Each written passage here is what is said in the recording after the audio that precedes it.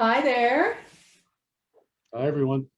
Good evening to Boom members and guests. My name is Lorene Regan and I am with Boom. Tonight I'm very happy to welcome Bruce. He is a wine consultant with Crowfoot Wine Spirits. Crowfoot Wine Spirits is a long-standing partner with Boom, and we are just delighted to have him here today hosting our first virtual wine tasting. We've never done this before. So let's hope everything goes well. I have my wines and I'm ready to go. So a great big welcome to you, Bruce. Thank you so very much for joining us tonight. Well, thank you, Lorene. It's a pleasure to be here. Hello, everybody. As Lorene mentioned, I am the wine consultant slash sommelier here with Crowfoot Wine Spirits, the main signature store. I'm a WSET4 finalist. That might not mean much. I've enrolled in the Wine Spirit Education Trust advanced program and just about done. COVID kind of put a bit of a wrench in the final exam plans, but that's not the worst thing in the world. It's great to have you all here tonight. We're going to be tasting some great wines from Germany. So Germany is one of the major wine producing countries out there. They've been producing wine actually since the time of the Romans, and they currently put out about 1.3 billion bottles a year. Mostly white wines. They do some reds, but tonight we're doing all white wines. Generally, these white wines are unoaked, or German wines in general, white wines are unoaked. These ones in particular kind of highlight a very, or exemplify a very fresh, bright, mineral-driven taste profile. We're going to start with the Riesling. We're going to move through the Gewürztraminer. Then finally onto something called a Blanc de Noir, which is a white wine made from red or a black grape. In this case, in particular, it's Pinot Noir. It's a white wine made from Pinot Noir. Very interesting, lovely little white wine from a producer called Kulina, as are all of these three, as you can see. Kulina is a sustainable, they strive for sustainability in their production, and they're what's called a low intervention winemaker. They strive to employ as few artificial or synthetic processes in the winery as possible in order to let the grapes speak for themselves. Kulina is owned and directed by a fellow named Andreas Bender. Andreas Bender is a fairly prestigious producer in Germany. His wines are often featured by the German Chancellor Angela Merkel, and we're just thrilled to have them on board here at Crowfoot. Overall, they represent great value for the money and a surprising level of sophistication and complexity given their price point. So I'll get into all that as we go through the tasting for each of these wines. We just want you folks to relax and enjoy. For the most part, I'm going to try to avoid any wine geeky terms or terminology and just make this all about the flavors and the food pairing for each of these. And you know, if I do tend to go off course, I'm sure Lorene will keep me in line. So we'll get right into it with the Riesling. I'm ready. Sorry, what's that? I'm ready.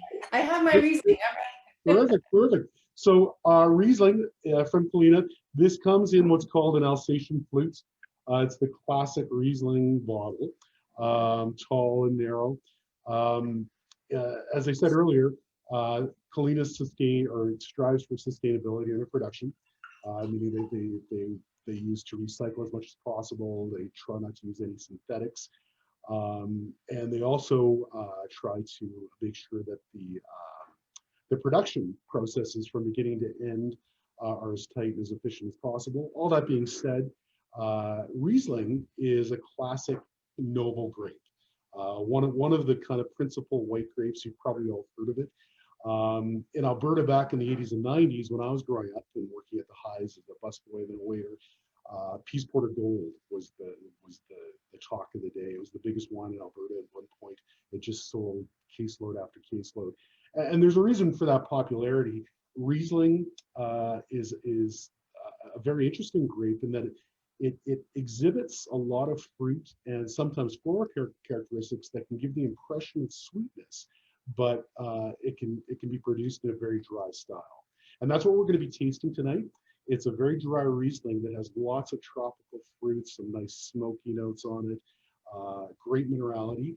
but you get the benefit of that impression of sweetness without the sugar, which is always a good thing if you can manage that.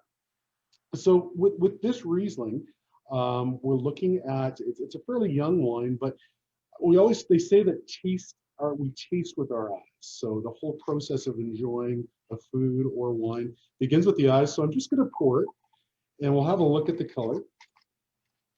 Whenever you taste, you might want to just take the opportunity, if you're in a restaurant or at home, just to kind of tilt the glass and kind of look through the rim there and see what you can see in terms of pigmentation. So this one's, I'm not going to use any fancy technical terms. Basically, it's a lovely light honey color, maybe a bit of straw in there. And that's what you want to see with a Riesling.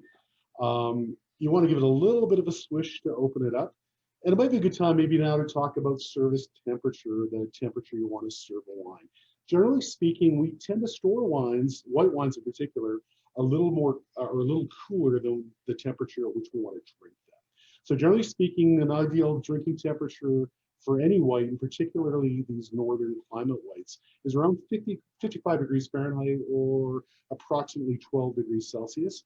Most people's wine fridges or just their basic fridges are probably going to cool them to 8 to 10 degrees Celsius. So just you might want to just take them out of the fridge for leave them on the counter for maybe 5 to 10 minutes before you open them, just to let them warm slightly to that 55. So I have a question. Sure. Why do we swirl the wine?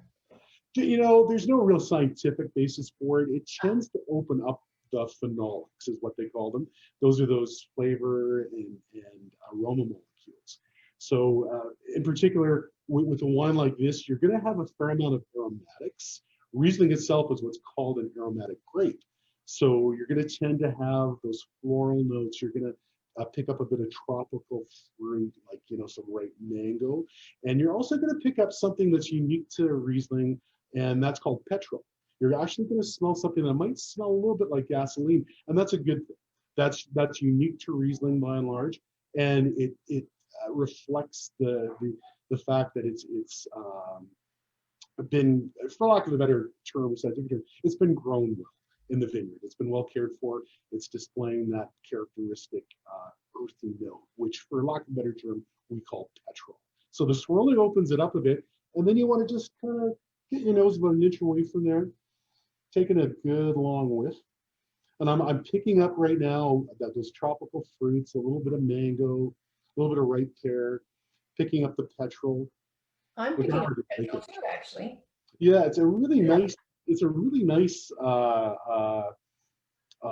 aromatic on the grape, and it opens up a lot of possibilities for food wine pairing, which I'll get into shortly after we have a little bit of taste of this. On the palate, so there's a way to taste wine. And again, I don't want to look like a wine geek or a wine snob, but you know, if you're out there tasting a wine for the first time, you want to pull oxygen over the wine in your mouth. A little bit of oxidation is a good thing. Again, it's like swirling the wine. It opens up the wine inside your mouth so that your taste buds can react more effectively with the wine. So I'll just kind of give you a little demonstration here. We just take the wine in.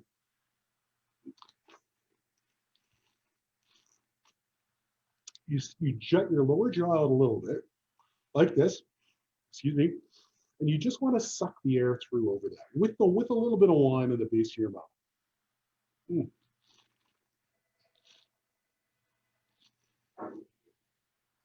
You give it a good swirl in the mouth. Of course, give it a good swallow. You don't want to spit this stuff out because it's too good. It's too good to waste. I don't want to waste it. Yeah, exactly. All that flavor is now, you know, it's touching the different parts of your mouth. And if you'll notice, what I'm getting is almost an initial hit of slight sweetness. But as I said, these wines are quite dry. On the dryness scale that starts at 0 and runs up to like 30 or 40, these come in at a 1 or a 2, meaning you're probably getting less, in this particular wine, less than 8 grams of sugar per liter, which is quite dry. And you know, there's a certain, I think, reluctance or embarrassment amongst a lot of people to admit they like a little bit of sweetness in their wine. There's nothing wrong, you know, with that. A little sweetness can smooth the edges. And with a wine like this, you actually tend to get fairly bracing acidity, which is a good thing. Because of all that fruit and that impression of sweetness, you need that acid backbone to give the wine balance. And at the end of the day, the best wines are the most balanced wines. You don't want to have something that's got a huge hint of sweetness, but no flavor. Or worse, it's got lots of flavor and sweetness, but no backbone to it.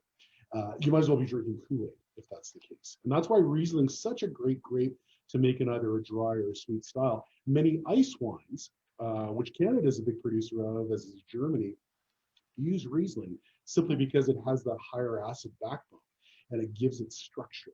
So if you were to drink a lusciously sweet ice wine, you for sure, obviously, you're going to taste that sugar, but you're getting a backbone there that's balanced with. So what would you pair with a Riesling then? So Riesling's great because it's really versatile. I've got some notes here, and I was surprised. I kind of went online again to refresh my memory because it's been a while since I've actually myself done an evening of pairing Rieslings. But this particular one, you can do seafood. Raw oysters are great. Raw shrimp. You can do charcuterie. Surprisingly, that salt provides a really interesting contrast with that impression of sweetness, and the acidity gives you the backbone to stand up to richer meats, prosciutto, all of that. The great thing about the acidity in the white wine is it allows you to go with like a heavier sauce as well. So something that's got some heavier cream in there, something like shrimp Alfredo, or something with avocado. It's a surprisingly versatile wine. The only thing you might want to avoid, of course, is heavier meats. Okay. You don't want to pair this with a steak or a roast, obviously, but you could easily have it with the first course of appetizers, any kind of canapé, you name it. And very, very versatile. Just a word on food pairing. Generally speaking, there's two types of pairing. You can try to pair a food with a complementary taste profile, or you can go with a contrasting taste profile. And what we mean by that is if you've got a wine with impression of sweetness, you can serve an appetizer, let's say with some strawberries or kiwi, that also have an impression of sweetness. It's going to go very well with that. But you can also pair it with foods like cheese, soft cheese, some charcuterie that has some saltiness to it as well. So it truly is a versatile wine. As I said, the only rule not rule, but the only thing you probably don't want to do is pair this with heavier meats. A steak. You could do maybe like a pork or some poultry as well. Yeah. But yeah, I like to go out on the limb, and I like the contrasting pairings myself. Thank you. You're very welcome. Should we try what's the next one? So the next one is a Gewürztraminer. So Gewürztraminer, yeah. The word Gewürz, the first part of that actually means spice in German. And if we pour, I'm just going to set the Riesling aside here, and we'll just put this one up to the light as well.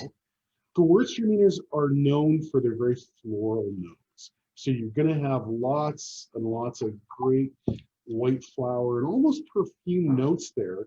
And again, they say you can't smell sweetness, but if you give this one a nice deep whiff, you're going to pick up some nice sweet rose petal. Lychee is the fruit. If you're not familiar with lychee, it's like a ripe white pear. And it's also a signature attribute of some higher end sake from Japan. Just a very nice, light floral, but in this case, very pungent nose.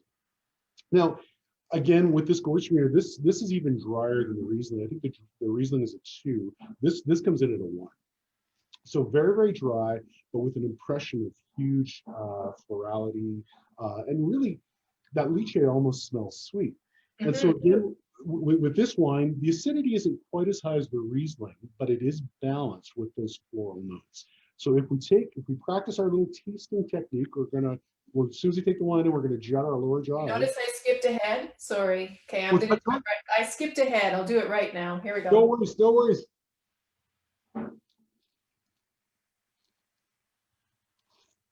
That's delicious. So again, you're going to taste those floral notes we picked up on the nose, but you're also going to get deeper notes of the lychee and a little bit of ripe tropical fruit on there. And there's something like a little touch of smoke on there too, which just adds a bit of complexity. And I don't know if you picked that up, Lorraine, but there's also some spice on there as well. Probably like a little bit There's a little touch of baking spice, which again gives it another layer of interest. It's going to be, you know what?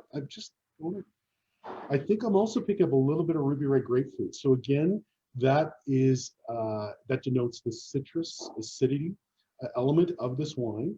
Again, it's not quite as, the acidity isn't quite as high as the Riesling, but it's really well balanced.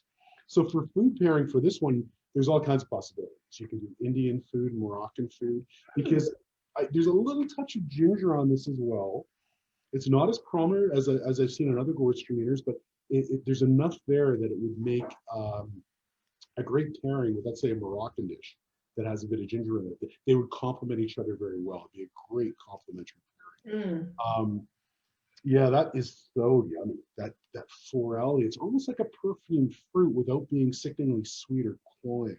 And again, you get the impression of the sweetness, but you don't get the sugar. And that's a good thing. I mean, a lot of us, I have a bit of a sweet tooth, you know, on my regular day-to-day life. And I don't necessarily gravitate towards sweeter wines, but wines like these give you that impression. Like I said, I hate to keep repeating that word, but again, it's like you're able to cheat without, you know, the calories, right? It's like eating something that's healthy for you without any artificial sweetener in this case. It's just a good thing. It's delicious. I agree. Yeah. Yeah, it's a great food pair. Again, you can do contrasting pairings with this as well. You can go out on a limb, just like with the Riesling. You could probably pair this with some charcuterie, some nice prosciutto. You can even do a pork dish with this, with a white sauce. You know, a little bit of ginger in there. That's going to be great. And the other thing, Gewürztraminers, I find we're often asked for recommendations in the store as people are going home to cook supper, and a lot of people are either cooking supper or picking up supper. But these wines go really well with spicier Thai dishes. That can often be a tricky thing to pair properly, and some people will often make the mistake of pairing a spicy dish with, let's say, a red, a fairly medium to full-bodied red. And the problem there is that there's components in red wines called tannins, which are those same grippy compounds you get in black tea. And they tend to really clash with the spice in some of those dishes. Whereas a Gewürztraminer with the florality and that slightly sweeter, fruitier profile, it's a great contrast with the spice. It actually enhances the spice without clashing with it. And you can get the benefit of, it's kind of like hot and cool. You know, you get the hotter spice and the cooler florality of the Gewürztraminer. And then this one in particular, very floral. Again, you're getting those notes of lychee and almost a little bit of ripe peach on there too. And that's a sign that even though Germany obviously is a northern country and it gets as cold as Canada does in the wintertime, the western part of the country where these wines are produced, they tend to come from the best vineyards right around the rivers on very steep slopes. So they catch either the morning sun or the afternoon sun in its full glory. So you achieve the appropriate level of ripeness. It's lovely. Thank you. Yeah. You're very welcome. You're very welcome. Would you like to move on to the last one, which is yes. I'm quite curious about this next one. Yeah, I think we chatted about this earlier. This is a Blanc de Noir, which literally translated means white from black. Now, this one wasn't available at the store when I went, so I don't get to taste this one, and I'm very curious about it. We're going to make sure you get a bottle. I'm sending a bottle for you. Thank you. As soon as we're done here. I have that recorded. Yes, definitely. It's on record. I have a couple more I can drink here, so I'm You know, I think we chatted earlier, though, Lorraine, that the Blanc de Noirs are fascinating wines because they're white wines made from red or black or you know, the darker skinned grapes. And essentially the technique they use is they do a gentle pressing of the grapes when they first get them out of the vineyard. They take that first run of juice, which is clear, and they set that aside, and they don't allow for any skin contact. As most people might know or might not know, red wines essentially develop their color and depth to a great extent by the amount of time they spend on their skins. With these Blanc de Noir, as I said, they're white wines from red or black grapes. They don't spend any time in the skin. So essentially, you're still getting those red berry fruit flavors from the pulp of the grape and all the great richness that a red wine can bring, but without all that tannin. And tannin can be a problem for people. For people, you know, that have experienced headaches after drinking red wine. It can be a really tricky thing because red wines are delicious.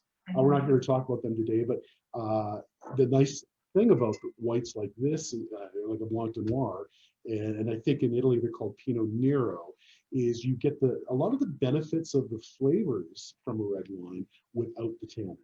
And you're not going to get some of those deeper notes of blackberry or cherry, but you're going to get the fresher red fruit notes, and you're going to get a kind of a richer, more textural experience from a white wine like this than you would, let's say, from a Pinot Grigio or let's say a Chardonnay. Okay. So then when you think about a pairing for a wine like this, maybe you could pour a bit so we can take a look at the color. Is it still the same or a similar color, or? This one here, what you'll often get is a deeper gold coloring, and sometimes even a tinge of pink or salmon on it. I think this one in particular, you probably won't be able to see it on camera, unfortunately. But if I hold up the light here, it's a similar gold to the Riesling, but there's a certain vibrance about it. There's almost, and I can just see it around the rim. And if you get a chance, you know, you should, like I said, you should do this at a restaurant or at home because you'll be surprised at the variations in colors between wines, even of the same varietal. And this one here, I can see just a hint of pink around that rim. And that's there's no, you can't avoid skin contact altogether. So that's just a little bit from the initial pressing. But when I look at this, I can see a richness and almost, you'd asked me earlier, Lorena, about swirling the glass. One of the benefits of doing that is you can also get a sense of the richness of the wine by how it moves around the rim and how it falls from the rim. And in particular, you'll often see if it's got a bit of body and weight, or it's slightly higher in alcohol than, let's say, your average wine, you're going to see what are called legs running down the inside of the rim of the glass. And that's just a good early indicator as to, you know, the depth and the complexity that you're going to ultimately experience on the palate. And so here we're seeing, and unfortunately you guys probably can't see it out there, but as I swirl it around, I'm seeing some legs start to develop.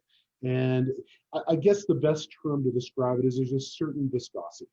Obviously, it's not going to be like a dessert wine or as thick as, let's say, you know, PX sherry, but you can see that there's a bit of substance there, which basically denotes texture that suggests that this is probably going to be a little bit richer and a little bit fuller than the other two that we tasted.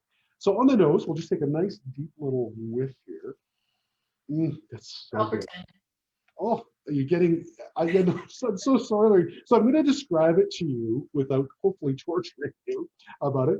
But I'm picking up the red berries and white flowers. And there's a little touch. I guess we should backtrack a little bit and talk about Pinot Noir, which is the grape from which white Pinot Noir comes from. Obviously, Pinot Noir is a very, it's probably one of the most storied and prestigious grapes in the world. Its ancestral home is Burgundy in France. It's also used as a Blanc de Noir in the Champagne mix from a lot of producers. It can be a very finicky grape, though, to grow. There's a movie that came out, oh God, it's 15 years ago now. I think it's called Sideways. And there's a couple of guys going through Southern California, and they were trying to find the perfect Pinot Noir. And one of the themes of their discovery is just how tricky it is to grow and vinify properly. What a lot of people don't know is that Germany does a great job with Pinot Noir, even though the ancestral home is Burgundy and it's now grown throughout the New World in places like Oregon and California. Germany does a great job with Pinot Noir. They've got just the right amount of heat during the day and just the right amount of heat during harvest season to ripen it properly without over ripening. And also with that kind of climate, it gets cool at night, so you're maintaining the acidity, which is really, really important. Again, you need that acid backbone to give the wine structure. With white wines, sorry, go ahead. On all three of these, as you know, I'm just thinking about from a pairing perspective, it seems to me that so in this one in particular, is it a good wine now if we're looking at going into the Christmas season and we have turkey and, you know, all the trimmings, etc.? Would this be a good wine for that, or would the other two be better? Like, or are all three of them great options for people to think about when it comes to pairing for that special meal? And that's a great question. I would suggest this would be a great starter wine. So if you're having folks over, you pop this is got a this and the Gewürztraminer. You could definitely pair with turkey, mashed potato, smoked turkey. Again, you're going to get some interesting combinations or variations of the contrasting and the comparable pairing styles. But for the turkey itself, I would probably do the Riesling. It's got the phenolics and some of the flavor elements there are probably a little bit more complementary to a turkey with mashed potato. Mhm. Whereas the Blanc de Noir, you got all kinds of other fascinating options as part of an appetizer round, right? This would go great with mussels, smoked meat. Even more so in some ways than the other two when it comes to charcuterie. This one gives you those brighter red notes that would be a really refreshing contrast to, let's say, a saltier cheese or a saltier set of meats or even olives. This would go great with olives. You could have like some olives and cocktail onions out. This would just be a great contrast. And again, you've got with Pinot Noir, they talk about a funky nose. And what they mean by that is when it doesn't seem to matter as long as the terroir is suitable for growing the grape and it's vinified properly with due care and all of that, you're going to get these interesting notes on the nose, initially of mushroom, what they call forced floor, almost a little bit of mossiness. And it's counterintuitive because the flavors that dominate on the palate are the red fruit spectrum, right? The lighter red fruit, like raspberry, red cherry, maybe a little bit of red currant. So it's a really unique combination of elements between the nose and the palate. And what's interesting about this is when you give it a good long whiff, what predominates is the red fruits and a little bit of that perfumed white flower, but I'm also picking up just a hint of mushroom. So that's something the other two do not have. That's a layer of complexity that allows you to do some really fun things. This would go great with, let's say, a wild mushroom soup. And if you do mushroom soup from scratch, you could even use this in the mix itself of the soup and the roux even, or however, at whatever point you want to add it to the soup, Right. as well as going with the soup as a pour. So you have possibilities here, in terms of those opening rounds of dinner that you still have similar possibilities to the other two, but this gives you some more interesting complexity. And it also gives you a certain weight. So if we taste this again, it's just fantastic. You're getting that red fruit with almost a perfume note of white flower, but that mushroom's also coming through just a little bit in the palate. And I'm not talking about, Campbell's cream mushroom soup mushroom there. This is a very subtle note of mushroom. So it's just a really slight note of funkiness. And even though, like I said, that sounds counterintuitive to most people with the red fruit and some of the perfumed elements, with Pinot Noir it works. And with the right producer, I guess more importantly, it works. And this just has the perfect balance. And what So I love about I have another question that's come in, if I can just drop, sorry. That's great. They're saying this seems like a premium process. Are Blanc Noirs a new style or have they been stylized for a long time? They've been around for a while. They've just gone by different names. They've just recently, though, I think, gained more popularity in North America because what's been happening at the Oregon wineries, at least pre-quarantine or pre-COVID, is the winemakers, just for fun, were taking that first pull of juice off and doing limited bottlings of white Pinot Noir and just selling them from the winery door. And they found out they could sell them for 80, 100, 120 bucks US. And so they're doing great business, but part of the reason for that, of course, is the limited quantity. The other thing they were doing in Oregon, just as a side note, is they're in many cases oaking the white Pinot Noir, which gives it certain characteristics similar to an oaked California Chardonnay. These are all unoaked, all three. I think I mentioned that earlier. And in particular, I like the Blanc de Noir in an unoaked style, which you'll find from Germany. We've been trying to get just, at least a couple of the Oregon white Pinots into the store, but they're just not available in Alberta yet. The demand within the US is so high for them. And the production runs are so limited. We just haven't been able to get them in. Right. But I don't know, Lorraine, would it be a good time now to talk about price on these bottles? Yeah, we have a few minutes left. So if you wanted to mention the price points of those three, that would be great. But Sure. I think Do you have any more questions? not yet. No. So go Okay. ahead. Yeah. Sure. So these are all $26.49 retail, which I think is a great value. I think for the complexity and the quality, uh, uh, and just the opportunities they present in terms of food pairing with the holiday season coming, I think these are a great value. We've seen wines in the $40 to $50 range that sometimes, and I won't mention the names, but sometimes don't have the complexity of what we're seeing, not only in the Blanc de Noir, but the Gewürztraminer and the Riesling. The thing to keep in mind with these three wines is, again, they're unoaked. So the winemaker has chosen to emphasize the brighter fruit flavors, that bracing acidity that's well balanced by the fruit, with just that hint or impression of sweetness.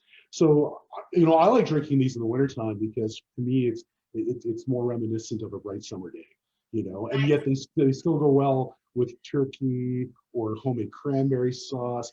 They'll pair beautifully with a holiday too. Thank you. You know, That's so perfect.